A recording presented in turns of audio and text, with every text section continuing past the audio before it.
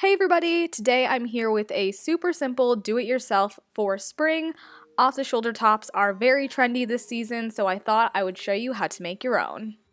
Today I'll be working on a dress, but you can do the exact same process on a shirt. Let's get started. Here's what you'll need. A button down. If you do want to make a dress, I would suggest looking in the men's section. Elastic. I use 3/4 inch for this project. Scissors and pins. So first, start with drawing a straight line right underneath your collar.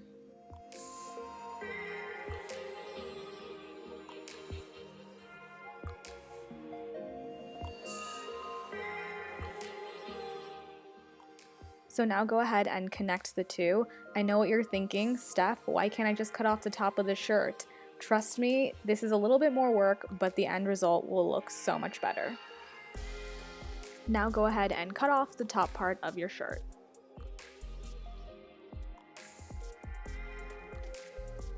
Next, go ahead and make some small cuts on the curve of your shirt. This will help everything pin down easily in place.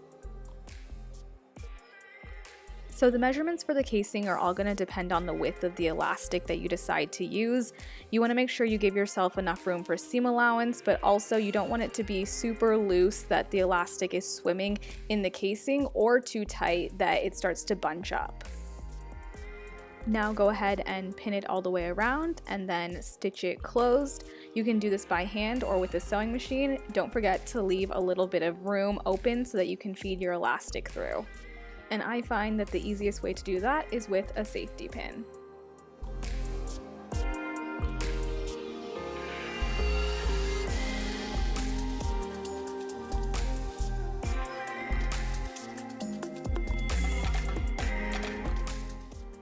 So before I do sew the elastic together, I like to try on the shirt one last time to make sure it's not too tight and it's not too loose. Once it fits the way you like, go ahead and sew together the elastic and close the casing. And there you have it, an off-the-shoulder top or dress. I think this one looks really great. This is actually the last one that I made. I wanted to make it a little bit boho, or I guess kind of Western, so I paired it with the black hat and the cool belt. Overall, super simple DIY. So this next one, I decided I wanted to do something a little bit different, so I paired it with the wide leg red trousers that I finally got around to hemming, and I think the contrasting colors and prints look awesome.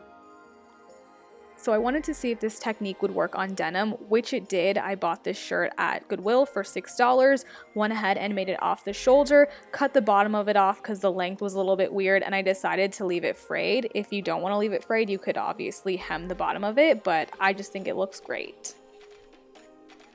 So as you can tell, this one is a bit different from the others. The elastic is a little bit further down, which was a bit more time consuming, but it turned out a lot better than I expected. So that concludes the video. I hope you guys enjoyed. Let me know if there are any other DIYs you want to see this spring. If you did like the video, give it a thumbs up, and I will see you guys next time.